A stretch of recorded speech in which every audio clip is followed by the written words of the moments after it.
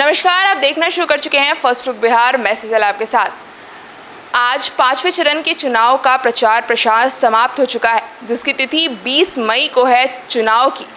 बता दें कि 5 लोकसभा क्षेत्र जिसमें मुजफ्फरपुर, हाजीपुर, सीतामढ़ी, सारण और साथ ही साथ मधुबनी में 20 तारीख को चुनाव होने जाने वाला है, जिसको लेकर किस हिसाब की स्थिति है इन 5 लोकसभा क्षेत्र में, इस पर आज पर हम चर्चा करेंगे। जिस पर चर्चा करने के लिए हमारे साथ जुड़े हैं राजनीतिक विशेषज्ञ और सीनियर जर्नलिस्ट रविंद्र कुमार सिंह, साथ ही साथ हमारे साथ जुड़े हैं सीनियर जर्नलिस्ट प्रभात कुमार। उनसे भी जानेंगे कि क्या स्थिति लग रही है इन 5 लोकसभा सीट को लेकर। तो क्या लगता है, सबसे पहले शुरुआत करते हैं मुजफ्फरपुर की सीट से, जहां पर बीजेपी के कैंडिडेट राजभूषण निषाद है। वहीं इस बार कांग्रेस से जो फिलहाल के सिटिंग सांसद है अजय निषाद, उनको टिकट दिया गया। तो क्या स्थिति लग रही है मुजफ्फरपुर लोकसभा क्षेत्र? मुजफ्फरपुर की जो स्थिति है वो बड़ी विडम्बनापूर्ण है। विडम्बनापूर्ण है कि अभी 48 घंटा बचा है, फिर भी अधिकांश मतदाता अभी ये नहीं तय कर पा रहे हैं कि वो किसको वोट दें। गठबंधन तय है, मन में ये बात तय है कि हमको वोट करना है, लेकिन जिस तरह से चोला बदल कर दोनों उम्मीदवार अलग अलग ढंग से वो मैदान में आके खड़े हो गए हैं। राजभूषण निषाद वीआईपी से 2019 में मुजफ्फरपुर से थे, अजय निषाद भाजपा से थे, उनके पिता 4 बार मुजफ्फरपुर से सांसद रहे, हाँ रह चुके। और ऐसी स्थिति में फिर भी 4 लाख से अजय निषाद पिछली बार जीते थे।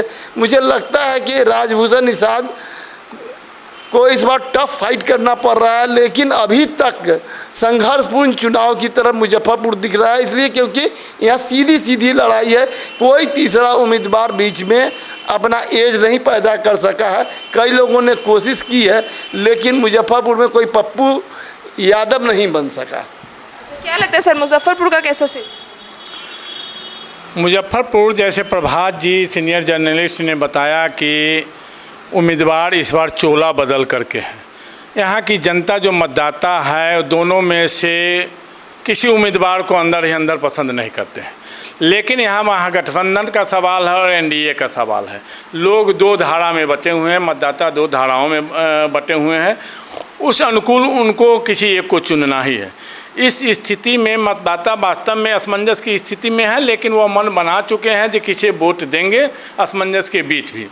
लेकिन जहाँ तक सवाल है, तो यहाँ एनडीए के जो उम्मीदवार है राजभूषण चौधरी निषाद, उन्हें कहा जा रहा है कि जो भाजपा के कार्यकर्ता हैं वो भी उदासीन हैं, वो भी बहुत एक्टिव नहीं है, जिसके कारण आज तक उनका जो पर्ची, मतदाता पर्ची होता है, जो कैंडिडेट की ओर से, पार्टी की ओर से हर बूथ तक पहुंचाया जाता है, उनके तरफ से अब तक नहीं पहुंचने की बात आ रही है। वहीं अजय निषाद जो हैं वो भाजपा के सांसद, निवर्तमान सांसद हैं, जो पार्टी बदल करके कांग्रेस में आ गए हैं, लेकिन उससे कुछ एक्टिव लोग उनके यहाँ हैं, जिनके कारण वो चुनावों का अनुभव है। कई चुनावों का पिताजी से लेकर के अब तक वो अपने 2 चुनाव जीते हैं, इसलिए उनका अनुभव है। उनका पर्ची बताया जा रहा है जो बूथ स्तर पर तेज़ी से पहुंच रहा है। कुछ ही जगह पर जो उनका बूथ स्तर पर पर्ची पहुंचना बचा होगा, जो वह निश्चित रूप से पहुंच सकता है। ऐसी स्थिति में लड़ाई यहाँ कठिन है। यहाँ कहना मुश्किल है जो कौन उम्मीदवार जीतेंगे, यह आकलन बड़ा पेचीदा है। राजभूषण निषाद के पास जो नेटवर्क है, वो नेटवर्क कहीं ना कहीं से इस शहर के बाहर का है।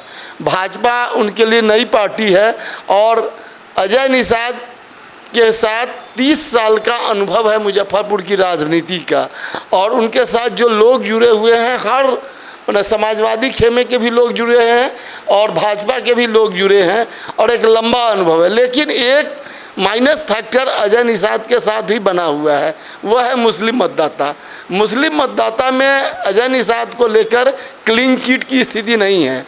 उन्होंने जो मुस्लिम वोटरों के बीच कोरोना के समय जो अपना मैसेज दिया था, उस मैसेज को अभी भी मतदाता पचा नहीं पा रहे हैं, लेकिन उसको रिपेयरिंग की कोशिश हो रही है। इसलिए मुस्लिम मतदाता अगर बिखर गए तो फिर दिक्कत होगा। लेकिन चूँकि ऑल ओवर इंडिया कहीं भी मुस्लिम मतदाता बट नहीं रहे हैं और अंततः वह महागठबंधन के साथ जा रहे हैं। और सबसे बड़ा एक एज अजय निषाद के साथ यह भी है कि मुकेश सहनी उसके साथ है और सहनी की एकजुटता है। देखिए, जहाँ तक मुजफ्फरपुर का सवाल है और मुस्लिम मतदाता की बात हो रही है, तो मुस्लिम मतदाता नाराज़ जरूर है अजय निषाद से, लेकिन वो वोट देंगे महागठबंधन को ही, एनडीए को रोकने के लिए उनका मतदान होगा। इसलिए अजय निषाद को वह लाभ मिलेगा। जैसे यादवों का वोट है, यादव का एक मुश्त वोट हो जाता है, सहनी का वोट है, उसमें मात्र सहनी का वोट, जैसे जो बातें आ रही हैं सहनी समाज से 10 से 20% वोट ही कटेगा, नहीं तो मुकेश सहनी को लेकर के ज़्यादा वोट उन्हीं को मिलेगा। यहाँ दलित मतदाताओं की बात आ रही है, तो दलित मतदाता 50-50 में लगभग बटे हुए हैं दोनों दल में, और कुशवाहा मतदाताओं में भी टूट की बात बताई जा रही है। इस स्थिति में अजय निषाद का पलड़ा मजबूत दिख रहा है। हालांकि जो मोदी के नाम पर वोट है, मोदी नाम केवलम के नाम पर जो भाजपा चुनाव लड़ रही है, उसमें मोदी फैक्टर भी काम कर रहा है। लेकिन अगर यहाँ राजभूषण निषाद चुनाव हारते हैं तो यह श्रेय यहाँ के बीजेपी के कार्यकर्ताओं को जाना चाहिए, जो कार्यकर्ता यहाँ उदासीन दिख रहे हैं। जो बातें सामने आई है, जो दूसरे दलों में भी बटे हुए हैं, दूसरे दलों के प्रचार में भी दिखे गए हैं, यह कारण हो सकता है। अच्छा, हाजीपुर लोकसभा क्षेत्र जहां से लोजपा के सुप्रीमो कह सकते चिराग पासवान लड़ रहे हैं, वहीं आरजेडी से शिवचंद्र राम लग रहे हैं, वहां का क्या समीकरण बनता नजर आ रहा है? हाजीपुर में मुख्य रूप से बिहार के भविष्य की लड़ाई है। वहाँ पर एक तरफ चिराग पासवान है जो सबसे युवा आइकॉन है एनडीए के, और दूसरी तरफ तेजस्वी यादव हैं जो राघोपुर के विधायक हैं, और उनका गृह क्षेत्र लोकसभा क्षेत्र जो है उनका हाजीपुर के अंतर्गत ही आता है। हाजीपुर के ही वो वोटर हैं उस हिसाब से, और उनके लिए एक बड़ी चुनौती है चिराग पासवान को वहाँ रोकना। दूसरी बात, जो पिछले दिनों जो चिराग पासवान को जो उनके दल में जो टूट हुई, उनके कई वरिष्ठ नेता, जहानाबाद के पूर्व सांसद, पार्टी के राष्ट्रीय उपाध्यक्ष अरुण कुमार, रेणु कुशवाहा, रविंदर सिंह जैसे नेता उनको छोड़ के चले गए हैं। इसलिए उनकी लड़ाई वहाँ भी काफ़ी कठिन हो गई है। मतदाता की गोलबंदी चिराग पासवान के साथ बड़ी है, लेकिन उसमें कितना सेंध लगेगा। और एक मामला और बड़ा आ गया है कि कुर्मी समाज वहाँ पर 20 का बदला 24 का नारा लगा रहा है। अगर यह इफेक्टिव हुआ तो वहाँ का लड़ाई और ज़्यादा कठिन हो जाएगा। क्या लगता है सर, हाजीपुर का क्या माहौल है? देखिए, जैसे वरिष्ठ पत्रकार प्रभात जी ने बताया कि अगर कुर्मी कुशवाहा मतदाता अगर पिछले चुनाव का बदला लेना चाहते हैं चिराग पासवान से, चिराग पासवान के कारण ही हर सीटों पर, जदयू की सीटों पर चुनाव लड़ जाने के कारण जदयू का सीट कम आया, जिससे नीतीश कुमार का कहीं न कहीं कद कम हुआ। इसका जो कुर्मी और कुशवाहा मतदाता है उसमें अंदर ही अंदर उस दिन से उबाल है। अगर वह बदला की भावना रख करके इस बार चिराग पासवान की पार्टी, जैसे हर जगह जो मामला आ रहा है, जहाँ जहाँ चिराग पासवान के उम्मीदवार है वहाँ वहाँ कुशवाहा मतदाता, कुर्मी मतदाता उनके अगेंस्ट जा रहे हैं, तो इस स्थिति में वहाँ जैसे लड़ाई बड़ा कठिन है। ये अभी आपको बता दें कि आज ही एक कुर्मी चेतना रैली हुई थी 1994 में, और उस चेतना रैली के संयोजक थे सतीश कुमार जो विधायक हैं। वो आज भी जगह जगह हाजीपुर में बैठक कर ये कह रहे हैं, ये बता रहे हैं कि हमारे मुख्यमंत्री लोजपा के सुप्रीमो चिराग पासवान के कारण बीमार हो गए हैं। ये नैरेटिव चलाया जा रहा है। अगर इस नैरेटिव का असर वहाँ हो गया तो वहाँ बड़ी संख्या में मतदाता हैं। आपको बता दें कि हाजीपुर सीट किसी समय राजेश्वर पटेल जीतते थे, वहाँ 52, 57 और 62 में राजेश्वर पटेल वहाँ से सांसद थे। 2 बार वहाँ बिरसिन पटेल चुनाव लड़े हैं, और कुर्मी मतदाताओं की संख्या वैशाली और हाजीपुर में अच्छी संख्या में है।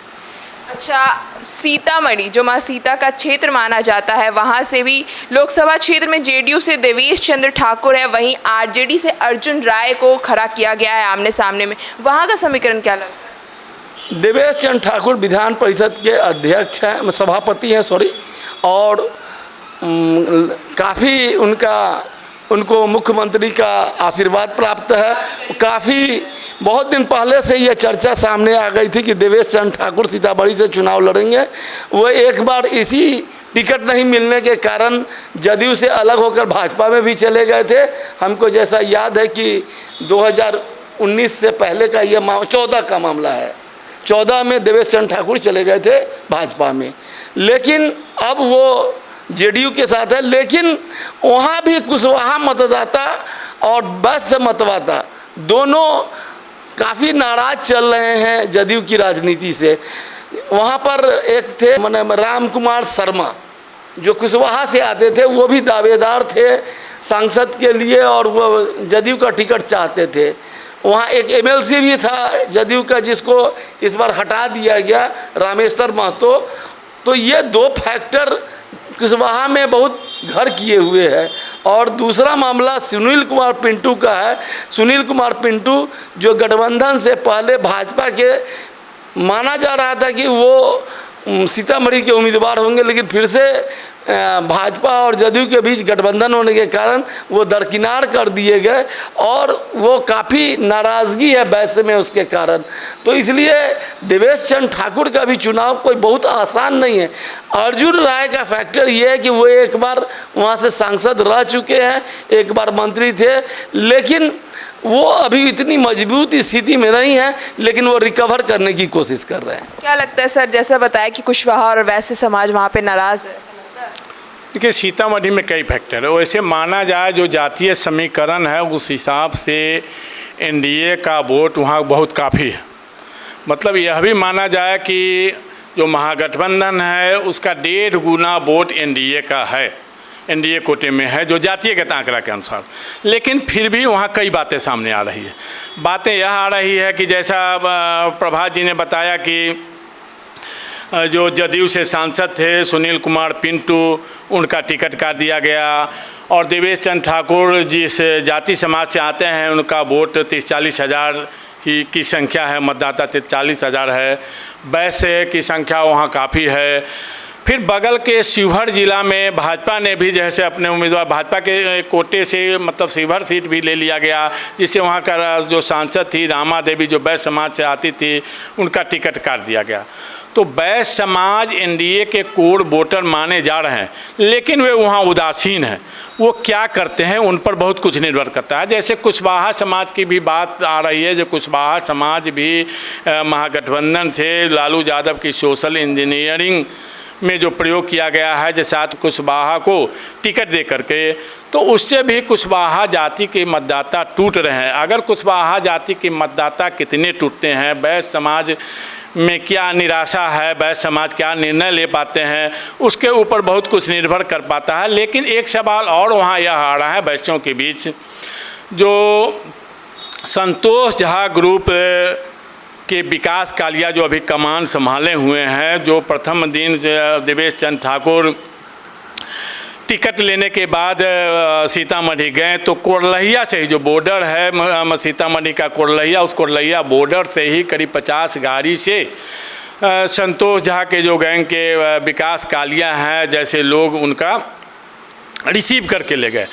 और वह मतलब उससे लेकर के भी वैश्यों में जैसे शहरी क्षेत्र के वैश्यों में काफ़ी नाराज़गी है। अगर यह सब फैक्टर पड़ा तो वहाँ चुनाव कठिन है। वैसे एनडीए का जो वोट है, कोर वोटर वहाँ है, उस हिसाब से देवेश चंद्र ठाकुर का पलड़ा भारी माना जा रहा है। लेकिन वैश्य की उदासीनता और कुशवाहा जाति के वोट का निर्णय क्या होता है उसके ऊपर भी वहाँ का जीत संभव है।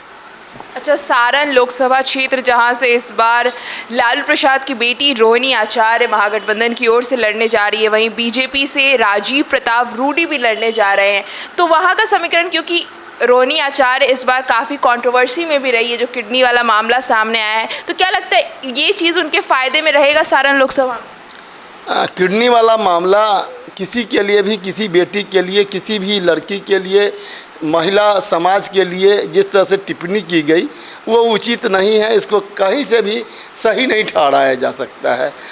इसका एज रोहिणी को मिलेगा ज़रूर, लेकिन वहाँ एक दिक्कत और बड़ी है।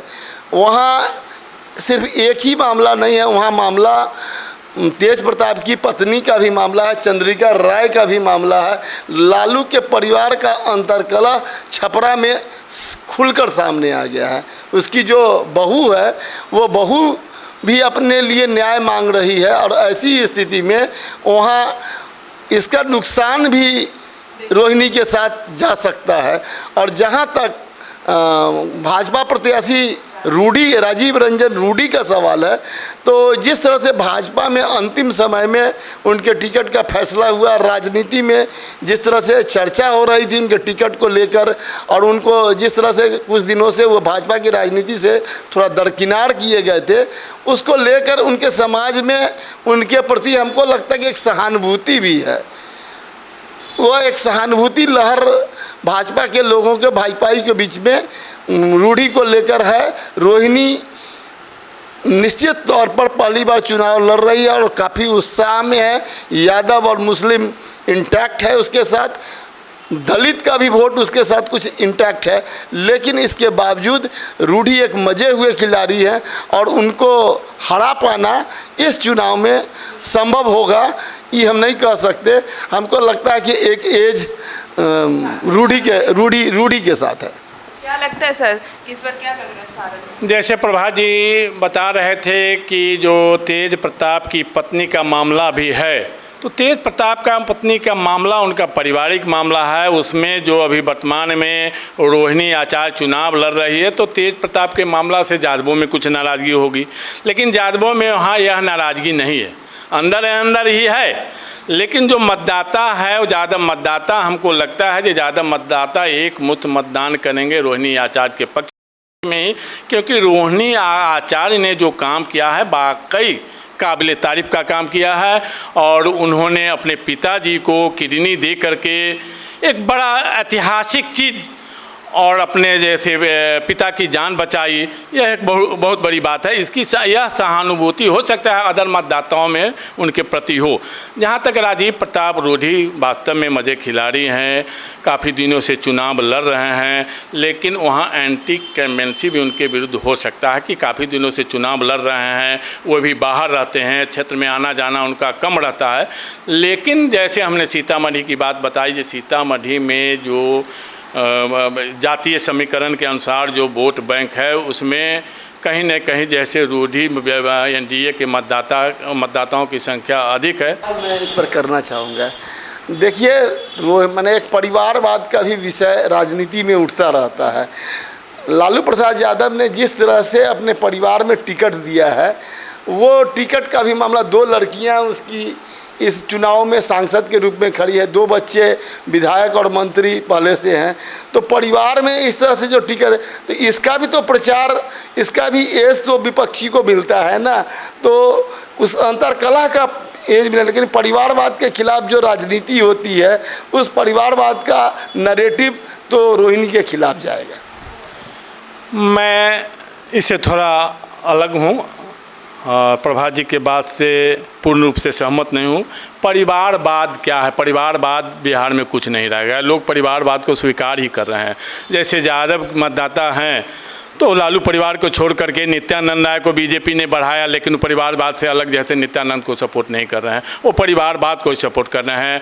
लालू यादव स्वयं लड़े, उनके पुत्री सांसद हुई, पत्नी मुख्यमंत्री हुई, इसलिए परिवारवाद कोई बात नहीं है। जैसे आप देख लीजिए पासवान जाति की बात, चिराग पासवान है, तो चिराग पासवान जो पासवान जाति के लोग हैं अभी वो चिराग पासवान को ही नेता मानते हैं। तो अब हमको लगता है जी इस ढंग की कोई बात परिवारवाद की नहीं है। कुछ कहेंगे सर? नहीं, ये मामला तो उठता है परिवारवाद का। प्रधानमंत्री और मुख्यमंत्री दोनों इस सवाल को लगातार उठा रहे हैं। उनका भी एक वोट बैंक है और उनके भी समर्थक और सहयोगी हैं। इसको पूरी तरह से नकारा नहीं जा सकता है, लेकिन यह आप कह सकते हैं कि ये राजनीति में अब परिवारवाद मुद्दा न भाजपा के लिए रह गया है, न एनडीए के लिए रह गया है, और न महागठबंधन। दोनों इसमें एक ही थैले के चट्टे बट्टे जैसे हैं आ रहे हैं। तो लेकिन विरोधी इसको मुद्दा तो जरूर बनाते हैं ना। अच्छा, मधुबनी लोकसभा क्षेत्र में बीजेपी से एनडीए के कैंडिडेट अशोक यादव है, वहीं आरजेडी के भी कैंडिडेट इस बार अली अशरफ फातमी है, तो क्या लग रहा है वहाँ मधुबनी के क्षेत्र का क्या? मधुबनी में हुकुमदेव नारायण यादव जो समाजवादी नेता हुआ करते थे, कर्पूरी ठाकुर के बहुत ज़्यादा करीबी थे और उनकी राजनीति भी लोहिया से शुरू हुई थी और विशुद्ध लोहियावादी थे। लेकिन बाद के दिनों में वो भाजपा के साथ हो गए, जनसंघ में गए और जनसंघ को छोड़ने के बाद वो जो जनता पार्टी बनी, जनता पार्टी के समय में फिर वो समाजवादी राजनीति में आया और फिर कहीं ना कहीं से भाजपा में जो उनकी आत्मा थी वो लौट गई। उन्हीं के पुत्र हैं अशोक यादव, वो लड़ रहे हैं और फातमी वहाँ से एक बार केंद्र में मंत्री भी रह चुके हैं और फातमी एक प्रगतिशील लोग रहे हैं और वहाँ लड़ाई समझिए कि एनडीए के दो फैक्टर के बीच हो रहा है जो पूरे बिहार में एक जगह है। एक तरफ मुस्लिम है, दूसरे तरफ यादव है और यादव और मुस्लिम की रोचक लड़ाई देखना हो तो आप मधुबनी चलिए और मधुबनी में कोई और ये लड़ाई सीधी सीधी हो रही है। हमको लगता है कि जब माई समीकरण में आपस में वहाँ लड़ाई हुई है, जैसे 2014 में हुआ था, तो वो एज नहीं था भाजपा के लिए जो एज 14 में था जब वो उसमें वहाँ अब्दुल बारी सिद्दीकी चुनाव लड़े थे और 1 लाख से अंतर से हुआ था, जबकि पिछले बार 3 लाख के आसपास से अशोक यादव जीते थे।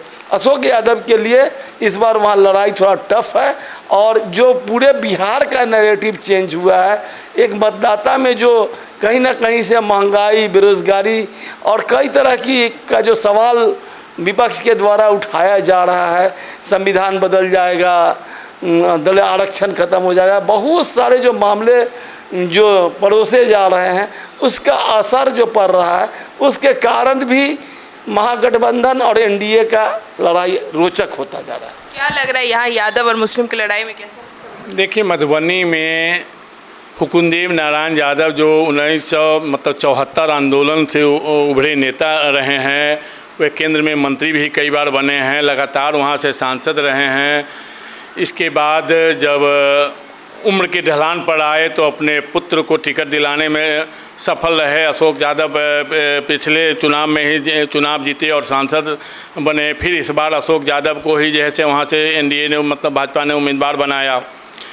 अब सवाल यह हम देखते हैं, जैसे इस बार यादव जाति के लोग जो कुछ काफ़ी अग्रेसिव लग रहे हैं तेजस्वी और लालू परिवार की तरफ, अगर ऐसा हुआ वहाँ पर यादव जाति के वोट अशोक यादव और हुकुमदेव नारायण यादव को देते आए हैं, लेकिन अगर जिस तरह से हम लोग सुन रहे हैं जी उजियारपुर में नित्यानंद जी से नाराज़ होकर यादव मतदाता दे दिए हैं मतलब आलोक मेहता को, अगर उसी तरह का प्रयोग अगर वहाँ हुआ तो वहाँ भी एनडीए के लिए वह सीट मतलब टफ माना जाएगा। अच्छा, इस बार 5वें चरण का चुनाव होने जा रहा है। पिछले 4 चरण के मुकाबले इस बार क्या अंतर देखने को मिलेगा 5वें चरण?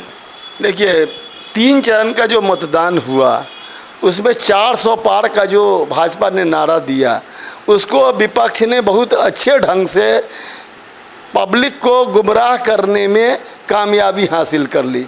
वो आरक्षण का सवाल था, वो संविधान के परिवर्तन का सवाल था, वो हिंदू राष्ट्र का सवाल था और इसमें एक बड़ी गड़बड़ी यह भी हुई कि जो भाजपा के कुछ बड़बोले नेता थे उन्होंने इस राज रहस्य को खोल भी दिया।